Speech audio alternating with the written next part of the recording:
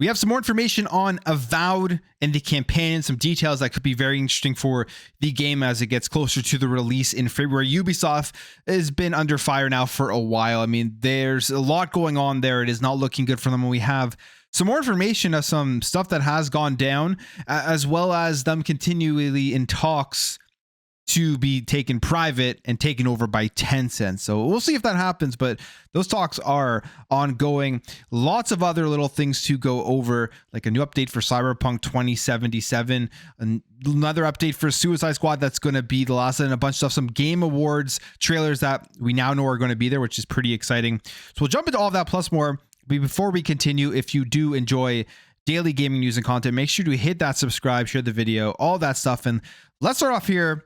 Let's talk about Avowed. Avowed obviously is going to be a very hot topic between now and its release, and for good things, but also for the bad things because of the stuff that Matt Hansen was saying and called out on and everything. And it looks like Xbox Microsoft aren't going to do anything about that. So you're going to have all of that backlash as well if people want something to happen. And I hope that doesn't overshadow the release of this game because I love Obsidian. I'm really looking forward to Avowed, and I think this game is going to be very good, but there's going to be the whole culture war stuff that will be a huge part of the talking points leading up to its release, which is annoying if you just want to go out there and play the game, see if it's good, and then judge it on the actual merits of it, because you know you're going to have people out there that are going to say it's bad no matter what, even if it is good. And you're also have, I guess, vice versa there, people who will say it's good even if the game isn't as good as they are saying it is. But I'm going to be checking it out for sure when it comes out. And we have more information on the companions, the interactivity of the companions and some of the stuff that you're going to get in the game. This comes via the game director, Carrie Patel, talking about details on how companions interact with the players in the upcoming game. So it says here in an interview or conversation with Games Radar Plus, Carrie Patel discussed how they wanted to provide a little more interactivity and reactivity to companions based on the events and conversations and quests that you're encountering in the game, adding that they wanted companions to have a little bit more to say about their journey together, which to me, that's great to hear. One of the things that make companions great is that they actually react to the things you do within the game itself. They don't just have pre-rendered lines that they say no matter what happens.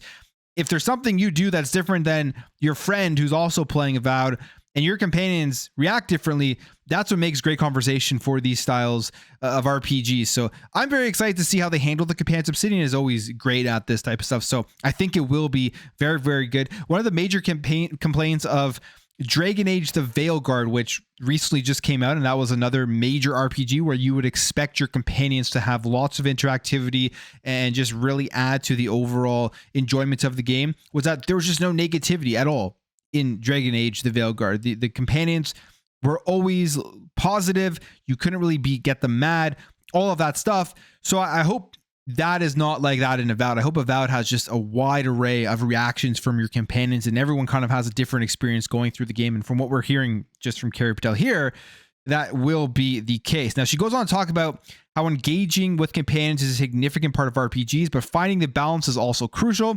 They didn't want Avowed companions to feel like someone is backseat driving and second guessing all of your choices, and compared Avowed's companions to Starfield, stating that they won't have as extreme reactions when you do something evil, but will provide some form of pushback. So she goes over that there.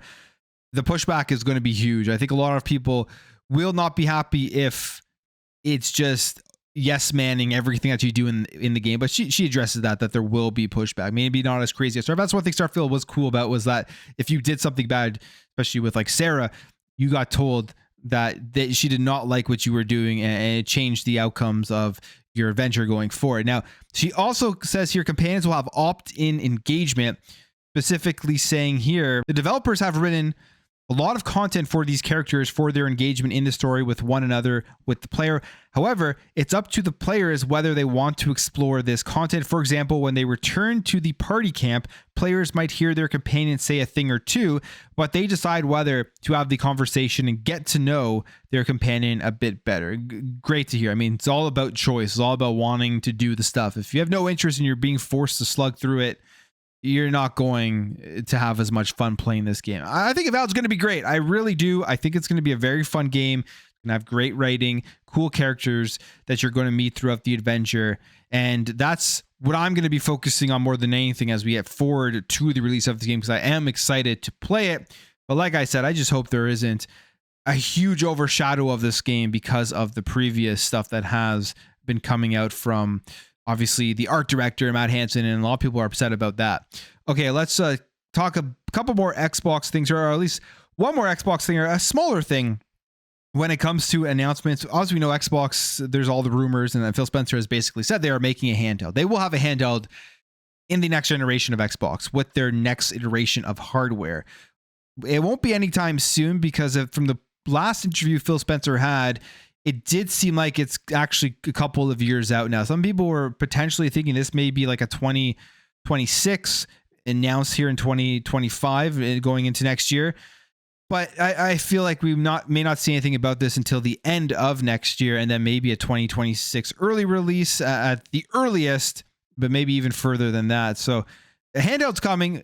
We're not going to hear anything about it at the Game Awards, at least I don't think, unless something crazy happens. But they put out this tweet, which has a lot of people asking, are they hinting at it? And I don't believe it is. I believe this tweet is for FIFA or FC 25, especially because of the hashtag that they do put out there. But it's Xbox UK who's putting this out, and obviously soccer or football is very, very big there.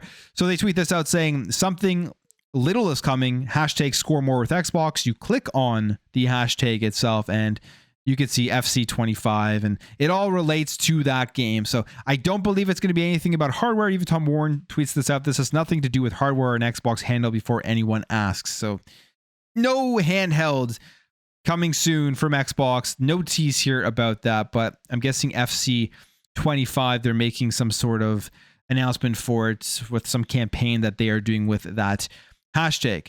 Now, the Game Awards, again, in a couple of days now, lots of hype surrounding it. We've already talked about some, I guess, leaks or hints and teases as to what is going to be shown off there. And now we know that these two trailers will be shown off here. Mafia: The Old Country, which extremely excited to see more about this game, and the Borderlands 4 trailer. So two major trailers already confirmed that will have people's attention to want to actually go in and watch the Game Awards to watch these trailers. And it's always funny because the Game Awards are about celebrating the games throughout the year that did very well, celebrating the developers. But the reality of the situation is, I think the majority of people just want to see what games are going to be announced, what major trailers, what exclusives are they going to be showing off there. For me, I want to see everything. I also love to see what first-party content from Xbox and PlayStation and Nintendo that they have, what Game Pass games are coming. Who knows if there'll be a lot from them, but I think there will be some announcements to get people excited no matter where they are playing. And then obviously the third party with stuff that comes to every single platform is always cool to look at. But Mafia: The Old Country is the one I'm more excited out of those two to see more about it, because we did get an initial trailer for it, very, very brief. Is there going to be gameplay in this one? Is there going to be more in-depth look at the story, all of that type of stuff? So very excited to see these trailers during the Game Awards. 2025 is upcoming, and the biggest game probably over the last, I don't know, even decade plus or so, Grand Theft Auto 6. It has the most hype. It will have the most hype throughout this generation. It's one of the biggest franchises ever, and it's been a long time since the release of Grand Theft Auto 5. So Grand Theft Auto 6 is going to have a lot of people talking when they do show more about it. It's been a whole year since the last trailer that they did show. We haven't heard anything else about it, but there's been continuous rumors about it possibly being delayed past 2025, even though I believe they've tried to shoot those rumors down.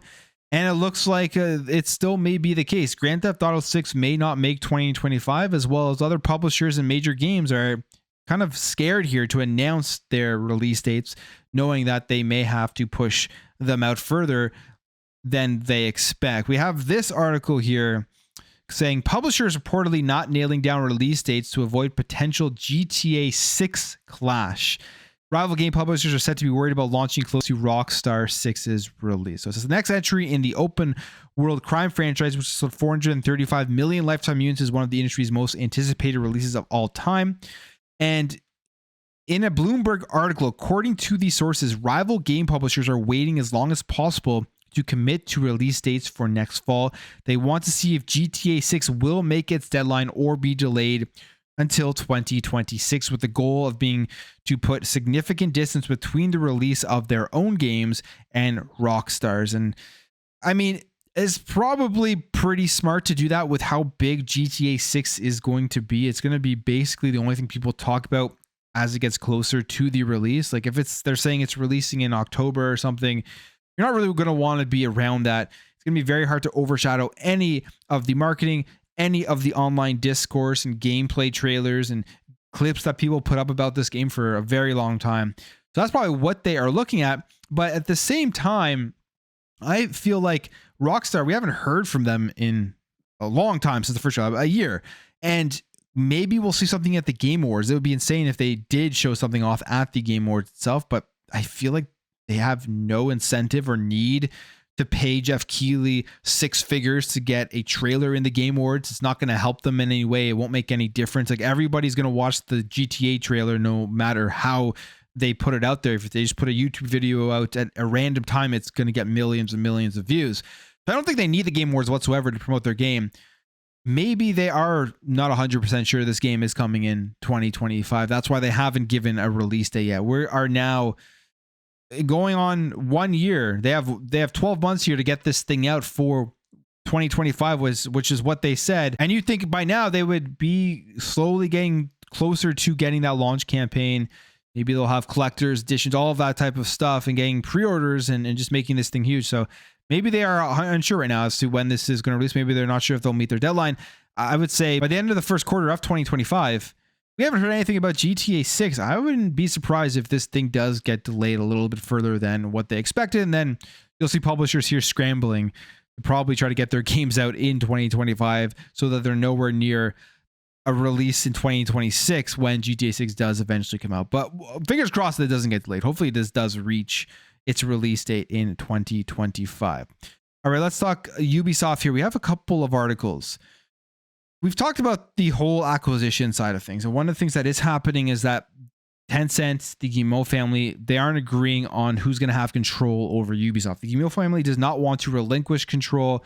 Tencent wants to have more control over the decisions being made at the company, which is stopping a buyout occurring at this point. And we have a bit more information here saying basically that Tencent is going to wait and just, I guess, wear down the Guillemot family until they actually give in to what they want. It says, however, Tencent is set to be holding off taking part in the buyout and increasing its stake in Ubisoft until it has been promised a greater influence when it comes to further board decisions. So they really want to take the reins of the business. And you would think like, yes, probably because Ubisoft has not been making the best decisions recently. A lot of it has been hurt by management, and Tencent does not want to risk any of that. They say the discussions between the two are ongoing, in part to help prevent any other investors performing a hostile takeover, with Reuters claiming Tencent plans to bide its time and wait for the Guillemot family to agree to its conditions, although they have declined any sort of comments on whether this is actually occurring or not. And I mean, the reality is, what's hurt Ubisoft the most here has been the management decisions in the games, or the business practices that they're putting in their games to try to get people to buy them, to make as much money as possible. Some of the pre-order prices for their stuff, all that stuff has hurt them. Not releasing games on Steam, which they've obviously realized that is a bad decision, as you're now seeing them to start doing that. So all these management decisions, the people who aren't actually making the games, developing the games, are the ones that has hurt Ubisoft more so than anything. And Tencent's probably looking at this and thinking they can't risk having those decision makers still in place who've made terrible decisions over the last number of years if they're going to go ahead and purchase and acquire Ubisoft. Now we have more info on just how bad some of the management decision has been. This comes via Michel Ansel, who was previously at Ubisoft and was speaking with the French outlet Super Pouvoir, where he's answering questions about the development issues of Beyond Good and Evil 2, a game that's notoriously been in development for a very long time.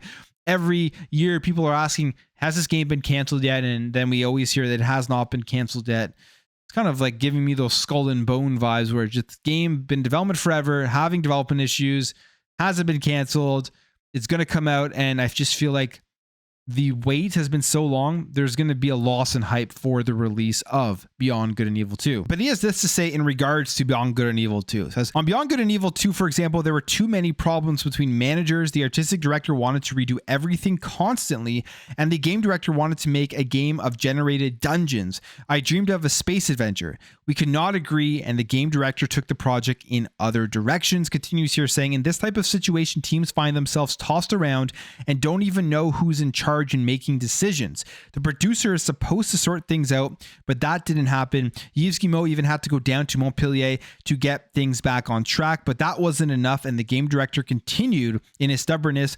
When I read in Libé that I was the one directing the game and asking for changes, I thought I was going to choke. Beyond Good and Evil 2 is the game on which I don't think I've ever questioned a decision. And again, I mean, he's calling out management, he's calling out the decision, the business decision makers here, and just being able to finalize a decision to get games into development. It kind of reminds me of Perfect Dark. There was this whole discussion and people were thinking it was a bad thing where Darryl Gallagher came in and made the decision to go and bring Crystal Dynamics in and take Perfect Dark into a certain direction to continue with the development. At a certain point, I know these are artistic expressions, but if you have everybody throwing in their own artistic ideas and everyone thinking their artistic idea is better than the other, and you can't decide on a direction of a game, the game's going to fail. Even eventually when it does come out, you know it's going to be convoluted. It's not going to make sense. It's going to be disjointed, and it's not going to do well. And that's kind of my fear here with Beyond Good and Evil 2 based off of what he is saying. Nobody was able to make a decision, at least from when he was there, to bring this game and develop it. So we'll see what happens when it comes out. My fingers crossed that I'm wrong and that this will end up being good. But based off of what he's saying there, does not sound good for the eventual release for this game. Another thing he does talk about is how they handled the canceled PlayStation exclusive Wild. He says there was a real scandal in how Ubisoft handled this stuff. Again, in his interview here with Super Pouvoir, he explains what happened to Wilds, blaming Ubisoft for the way it took over the project, saying literally crushed it in his view. He says, Wild had an unfortunate fate. In 2018, we had a very nice playable version, but we took a long time to upgrade the game to PS5, which slowed down production. On Sony's side, there were major management changes and the game was stopped. Ubisoft offered to take it over, and shortly afterwards, Sony decided to get it back, even offering to double our budgets. Unfortunately, contracts with Ubisoft were well advanced, and we turned down Sony's offer. What a shame. He goes on here to say, in terms of the whole time of this game, it was during the whole scandal, misconduct stuff that was going on at Ubisoft. And he says that it was during this period that I burned out, and unfortunately the game fell into the hands of Ubisoft's editorial department in Paris, which was itself in chaos. I was no longer there to defend the game, which was literally crushed by people in this department who were asking for all sorts of changes without actually playing the game. A real scandal after 2 years of wondering. The game was abandoned on the pretext that it no longer corresponded to the initial game. It's important to understand that at the time, the editorial department was in the midst of an explosion following the internal affairs surrounding Tommy Francois, who incidentally was in charge of Wild. And Ansel said he would be very happy to share the playable demo videos of both Wild and Beyond Good and Evil 2 from 2018, both of which he describes as more than promising. And I mean, crazy that he thinks back in 2018 what they had is more than promising what they have now. He also talks about burnout and says, in hindsight, I think we could talk about a real burnout that took place at the end of 2019. At that point, my two flagship projects were drifting apart for various reasons. I should have taken a break for a long time, but instead I kept working even harder. At the beginning of 2020, I decided to stop everything, especially as my family life was previously affected by my burnout. I had mismanaged my energy and no longer had the strength to continue in video games. So he left the video game industry after leaving Ubisoft and everything. Now has an indie studio that has opened up. So he's now speaking about a lot of the things that did happen, which is wild when you hear about just the complete mismanagement of some of the titles that Ubisoft did have. That's obviously the issue here that's going on there. It's not the IPs that they have. It's not even some of the games that they've released. I think have been very good. I still do enjoy the Ubisoft games. It's the management people in charge of them. They're just mishandling things. They just basically need to get a whole new crew in there to start making these games again and get back to the basics as to what made Ubisoft great. Because they are a staple in this industry. It would be a shame to see them go away. It would honestly, in my opinion, be a shame to see a company like Tencent completely take it over and probably change everything that they do when you look at what Tencent does. So hopefully they get this thing worked out and eventually get back to where they were. But yeah, these stories are very eye-opening as to what was happening here at Ubisoft. All right, just a couple more things here. Marvel Rivals, obviously a big release, free-to-play, online multiplayer game with the Marvel IP. So you're automatically going to have a ton of eyes attracted to it. It's doing very, very well so far, already having 10 million players in 72 hours. They put this tweet out announcing that, saying in 72 hours, we've reached an incredible milestone of 10 million players worldwide. It's going to be a successful game. As we can see, with everybody jumping in here and playing, it's going to definitely take on a lot of the other multiplayer shooters out there. The Marvel IP just brings everybody over to check it out, even if they aren't fans of this genre of style of game, and maybe they get hooked. That's kind of something that's very hard to do when you have all these staples in the industry. You have the Fortnite, you already have the Overwatches, you have the Call of Duties and the Counter-Strikes and everything. To bring something new in here and get that many players in a short period of time is huge. And I think a lot of it has to do with the Marvel IP itself. So we'll see how long this game lasts in terms of the longevity of having a high player count. I think it's going to do very, very good. So a major player here going forward in multiplayer games as a service. Now, if you are a Cyberpunk fan, there is another update. I think they previously said there weren't going to be any more updates for this game, but there will be at least one more update here. They say a new update is coming to Cyberpunk 2077, and there will be a stream about this today with his plans for update 2.2. They say join us for a new episode of Red Streams where we'll dive deep into the new features coming soon to Cyberpunk 2077 and update 2.2. And the team still has some gas in the tank, which we don't know exactly what this is going to mean. We have no idea what this update is going to be, but they do say here that a couple of things that won't be a part of the update are PS5 Pro enhancements or new game plus. Previously, they did announce Witcher 4 is in full production and that they would be working on the sequel to Cyberpunk 2077. So who knows what this is? Is it new content that they just hadn't released yet? They're doing a live stream for it. Interesting that they just randomly come out here and say, hey, Cyberpunk 2077 was done, but now it's not done. We're back with another update. Another game that is getting its final update, this one's not surprising. You can literally go buy this for like $5 right now, the deluxe edition and everything. A big failure of a release was Suicide Squad Kill the Justice League. And they say here that Season 4 is going to be the end of this game, saying Season 4 will finish up with Episode 8, which is scheduled to release in January 2025. It will serve as the last seasonal episode for Suicide Squad Kill the Justice League, while Season 4 episode 8 will mark the final battle against Brainiac. All online features will continue to be available, so you'll be able to enjoy co-op with friends as well as previous seasonal episodic content. And you'll also have the option to play the game via the new offline mode, which allows access to the main story campaign and all post-seasonal gameplay content without an internal connection.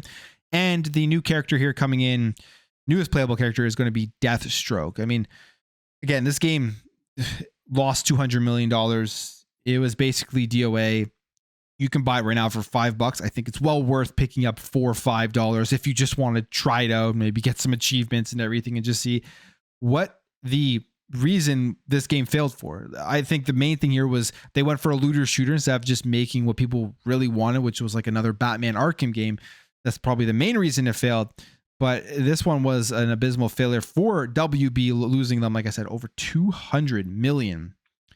And you have to ask, how are they bouncing back with Rocksteady with the next release? What are they going to do? Are they going to go back to the basics, which I think is what the majority of people want to see happen?